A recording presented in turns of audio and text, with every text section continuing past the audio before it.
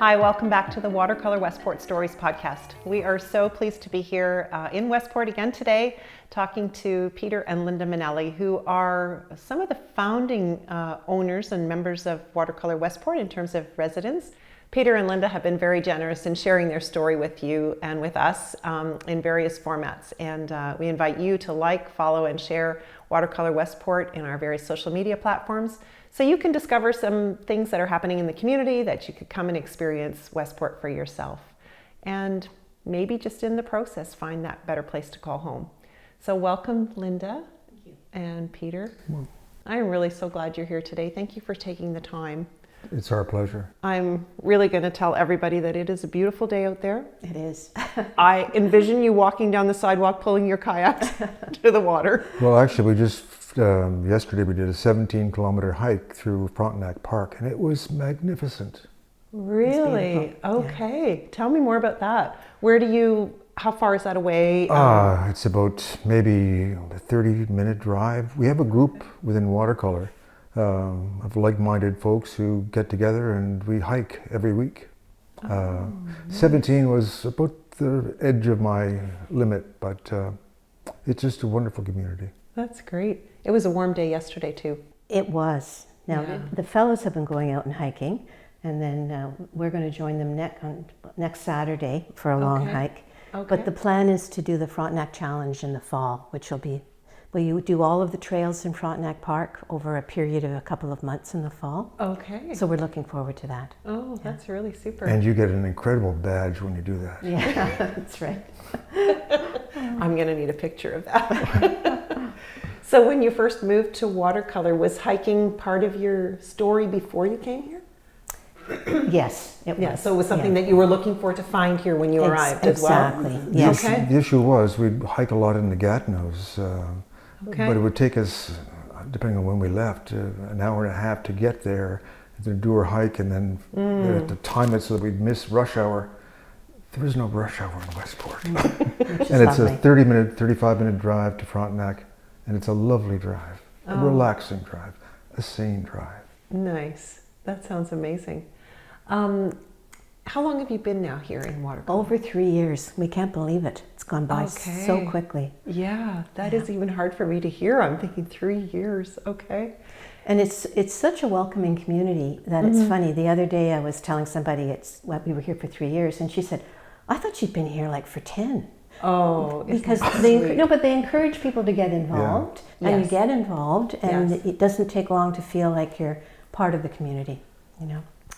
You know, that's something that was trying to be written into the DNA of Watercolour. Yeah. And I say that because I've been walking alongside Stephen for a number of years prior to the shovel going in the ground, thinking about what he was going to do with this land. And we have, pictures of us standing in the snow, and he was excitedly thinking about what could come to life here. And one of those hallmarks was it's going to be a place where people feel like they belong. Mm-hmm. And whether you've lived here for 5 months or 50 years, you're going to find a place to put down roots, to feel like you have community. And that's not easy. No, I think it's quite unusual, actually. Yeah. I think one of the fortunate things is because Watercolour is really part of Westport. It's not, 2 kilometers outside the town, and you can walk into the town.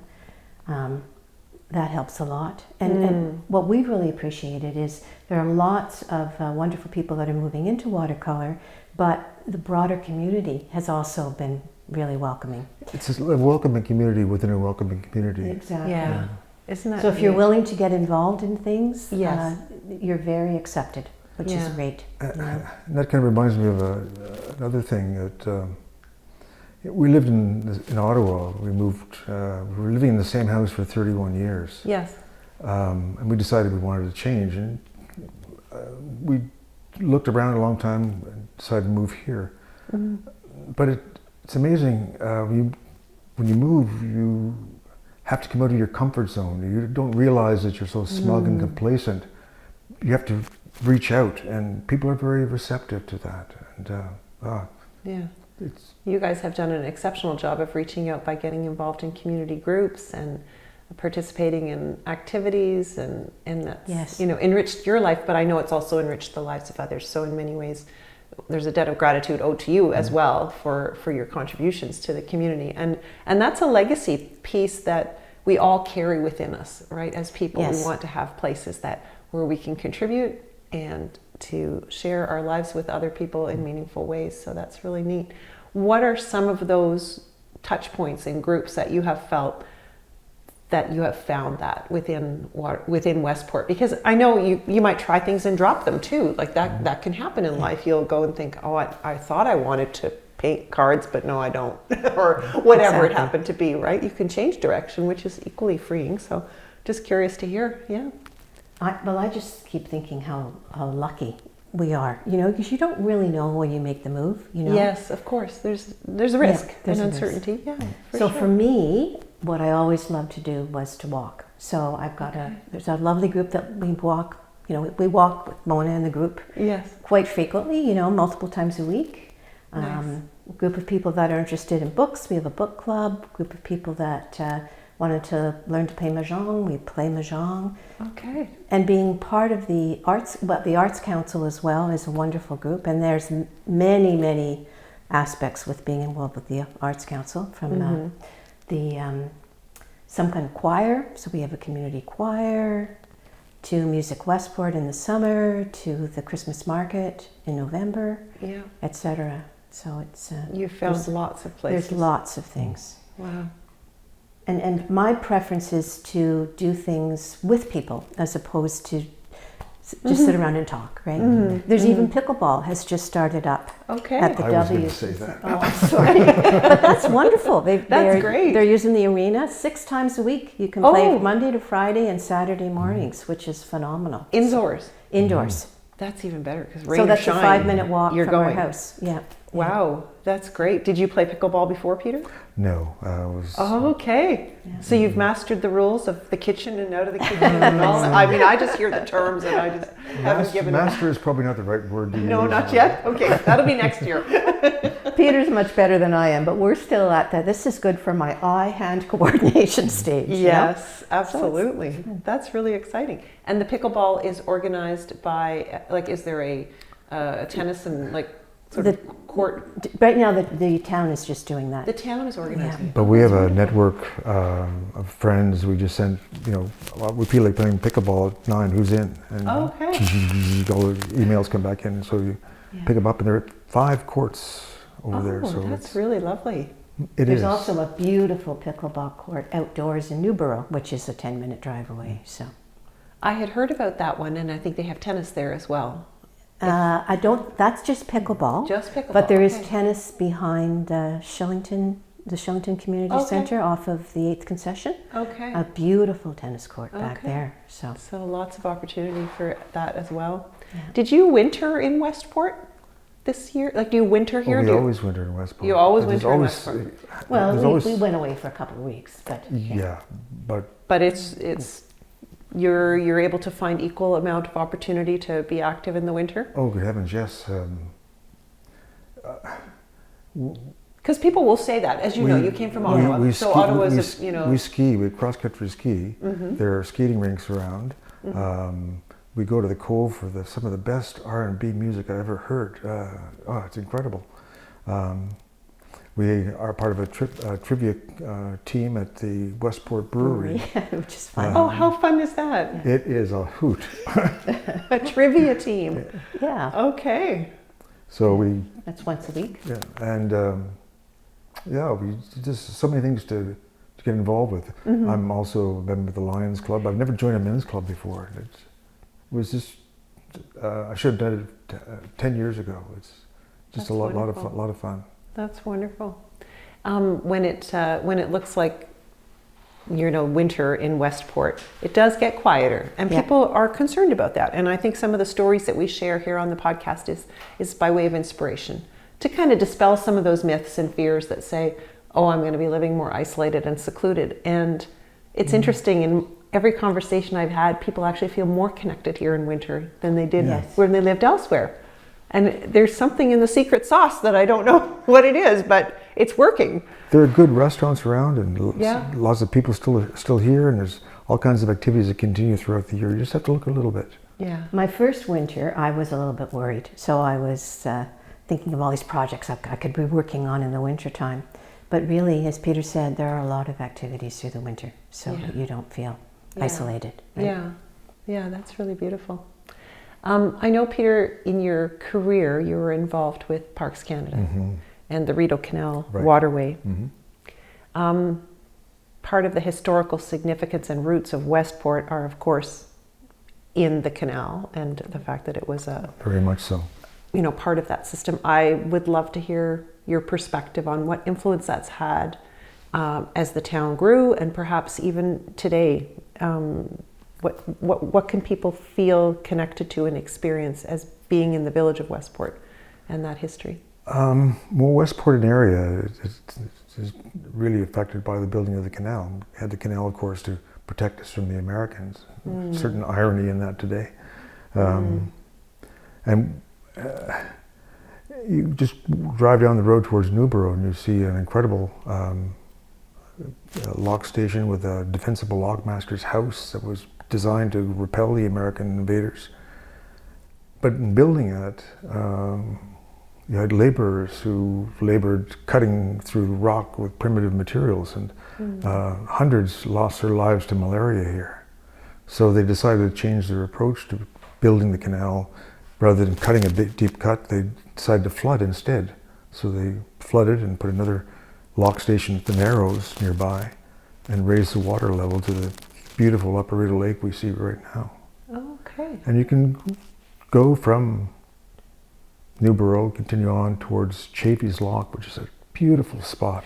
That nice little rock station is secluded, and down towards Davis Lock Station and Jones Falls. Jones Falls is superb. It's 5 locks in flight with a turning basin and defensible lockmaster's building and ice cream and All the good stuff. everything.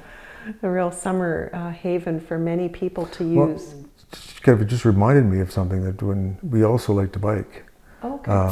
So we take our bikes frequently to the Cataraqui Trail, which is not too far away, 25 minutes. And depends on how we feel.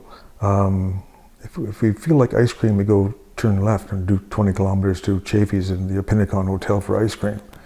If we're more of in a bakery mood, we'll turn right and go towards Sydenham and go to the bakery, then continue on the K&P Trail.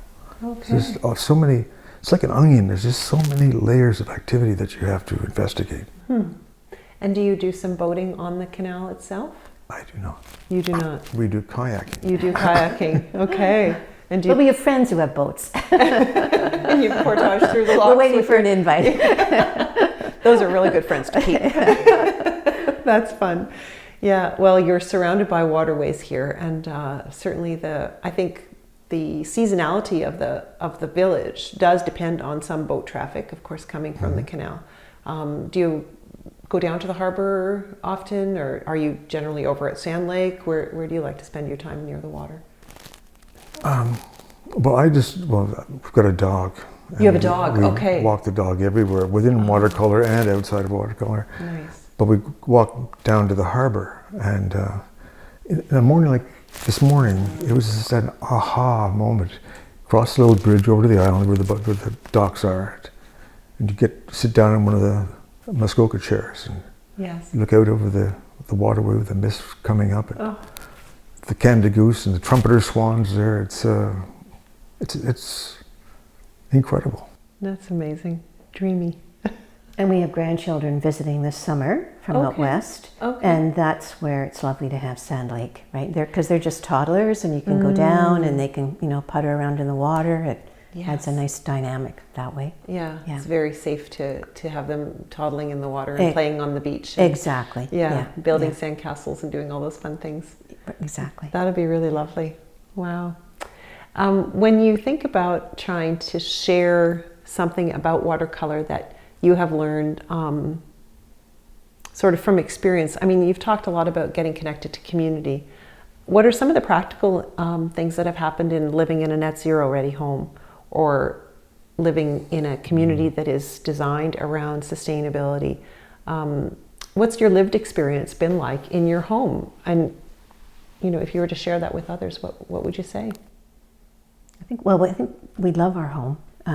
It's very comfortable, you know, and sort of temperature-wise, climate-wise. We did the next step, and we did put solar panels on the roof. Okay. And that's just a nice feeling that you've sort of completed the net zero, you know, aspect So our of it. electrical bill is zero, and all the emissions that we're saving. And the walls are thick, and the windows are triple glazed, and all of the bells and whistles are there. And I just remember we had two friends from Ottawa who were civil engineers, and they tend to be rather critical as far as houses are concerned. And we invited them down to see our place, and they just shook their head and their mouths dropped because just so well done. Wow, And that's I really explained all the affirming. devices we had for reducing hydro bills and the ERV system for exchanging air, and it just they were so impressed. Anytime we have someone come in, an electrician or a plumber to come in for any reason, they just shake their head and say, "This is really a well-built home." It's incredible. So affirming. Yeah. We've had that feedback a lot. That's exciting to hear. Did you find balancing the mechanical systems once you got that, to get that, you know, so that your humidity in your home is right, your temperatures are even, your solar is working for you? Have you integrated it into a full season yet? Have you seen it operating summer and winter? Well, we've had it for over a year now. Over a year, So okay. we know how it produces, and so we don't pay a cent in electrical fees. I think I think for people coming in the next phases, a lot of that has been worked out. It hasn't been a major problem, but it took a little while for the powers that be to, you know, what you should have, what setting you should have that's the optimal setting. Sure. But sure. I think a lot of that's been worked out now to our satisfaction as well. Oh, that's good. And fairly simple. Like haven't dug down to walk through how it works in your mechanical room. And I mean, I've watched the videos and I've learned a little bit, obviously, having been on the project all these years, but I haven't lived with it. So you've found living with it as easy as it sounds. Well, we just set the temperature, Yeah. and we've set the humidity systems. We just let it go until the next season. That's great. Interesting. I tell this story all the time when people are visiting. Our first year, the houses are so airtight. Yes. First year we went to our cottage, and Linda inadvertently turned off the furnace, and this was in late fall. So we had I did not turn off the furnace. Somebody turned off the furnace. Okay. I turned off the furnace inadvertently. We went to the cottage for 3 days.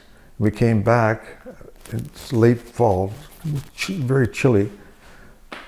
The temperature had plummeted from 21 degrees to 20. Yeah, so it really retains the heat. It was wonderful. 1 degree change. 1 degree change. In 3 days. That's remarkable. That is remarkable, with no system going. Wow.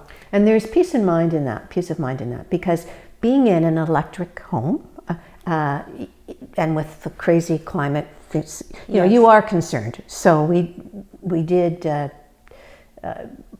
get a generator for the worst, just somewhere we can plug it in if the worst happens, and that's all worked out. But knowing that heat-wise, your house is going to retain the heat for a good 3 days or whatever helps a lot, you know, versus we were in an older home in Ottawa, and when we went through the ice storm, when that power went, it got cold really quickly, you know. Yeah. Dangerously cold at times. It did, yeah. Yeah. When you, you know, it's interesting. I think we sometimes talk in the Landark team about Watercolour and Westport being such a unique place that it could grow into what some people are calling blue zones in the world. I don't know if you're familiar with that term. Yeah. And as I, you know, recognize in myself and see in your lives too the blessing that it is to be connected, to be healthy, to be active, to have access to amenities, within walking distance, that you increase your walkability, all of those things that are contributing to your wellness. Do you feel like having moved from Ottawa to Westport has actually changed the trajectory of your wellness as you're aging? Because I just wonder about that. I was thinking before the interview, things that I really noticed that were significant, and that we are from Ottawa. We were born and grew up in Ottawa. Yeah. So we go back to Ottawa periodically to see friends or see sites. And we're driving around, we get on the Queensway and we're stop and go, cars, traffic, construction everywhere. We come back home, we hit the hill at Foley Mountain coming down. And all of the pressure, all of the stress just goes out of our fingertips. Yeah, we notice the difference. That's amazing. And the better connections that you feel here too will be better for you as you age in place here. Exactly. Rather than in the city. Interesting. Have you been able to get some of the practical care needs that you need in the community? Doctors, dentists, whatever, hygienists, whatever you needed, chiropractor, we have a list of services and I know that they are out there, but that's been your experience to be able definitely dentist in Perth. Great. And there's a wonderful chiropractor right in Westport. Exercise class, we've got an exercise class, wonderful yoga opportunities, which again contribute. Best yoga practitioner in the world. Peter Eastern is prone to exaggeration, but she's wonderful. I was waiting for him to say it was him.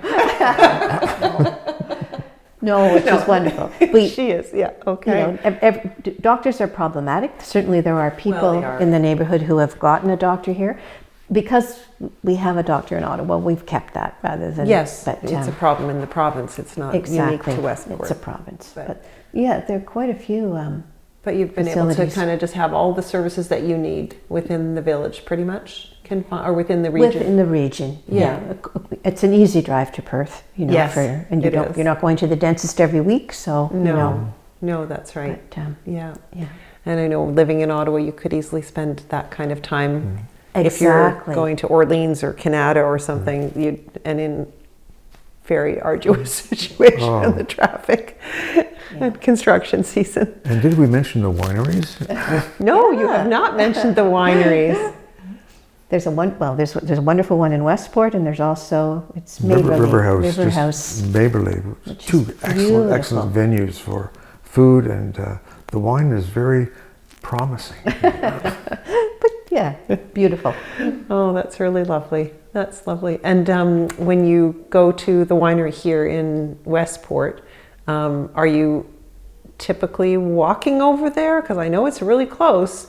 But we certainly have walked over there. You do walk. Okay, that's really lovely. You do walk over there. Amazing to be able to walk just to something like that within your own community.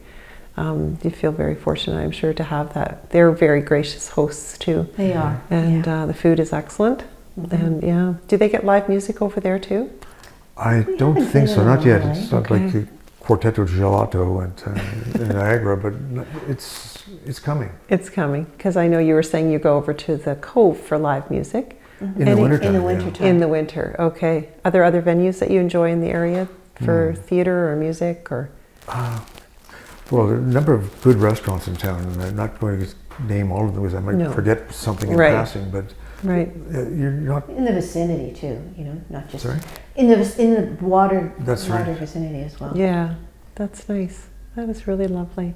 If anything, we are finding that there's not enough time to fit everything in, Like, you want to get... a lovely problem to have? It is a lovely problem to have. Yeah. Do you remember, if you dig back, how did you ever hear about Westport and Watercolour? Well, you were familiar with Westport, of course. But.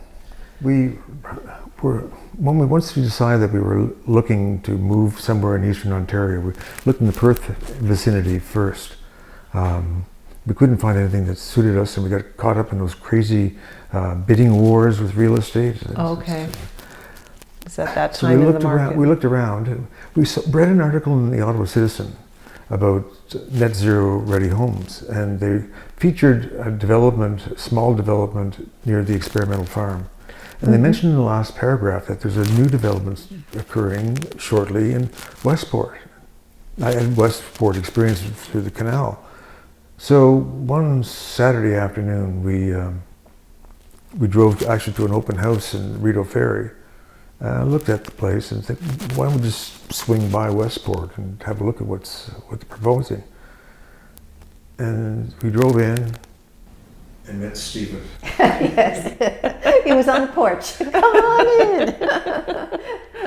And I think it took us about 5 or 6 visits to determine that he was legitimate. Yes. That he was, what you see is what he actually is, because you don't usually mention the word developer and integrity in the same sentence. Oh, but that's, yeah. He's that guy.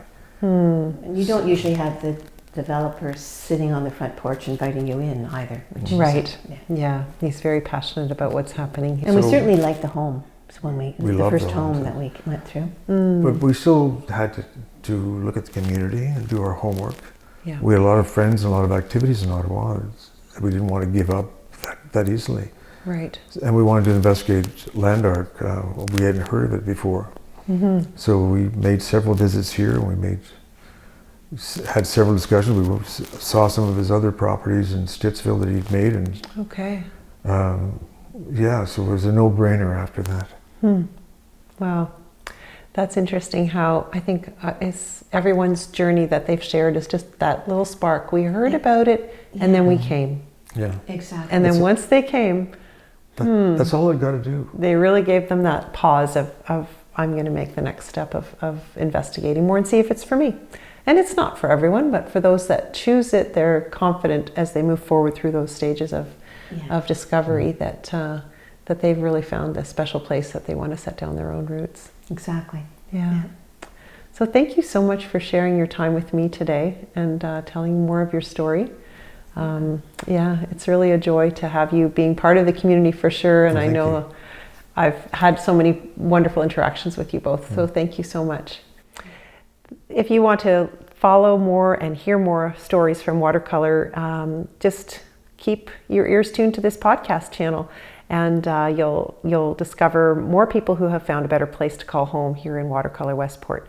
You can follow us on Facebook and YouTube and Instagram, and we'll be posting more episodes of the podcast with members of the community who are also part of the village of Westport, who are either entrepreneurs and or other members of the community who are volunteering in places like our beautiful public library and Westport Blooms, which is a wonderful community of individuals who add beautification to the village with their horticultural talents. So stay tuned for more. You just never know who's going to be sitting with me next. So thanks again for joining us.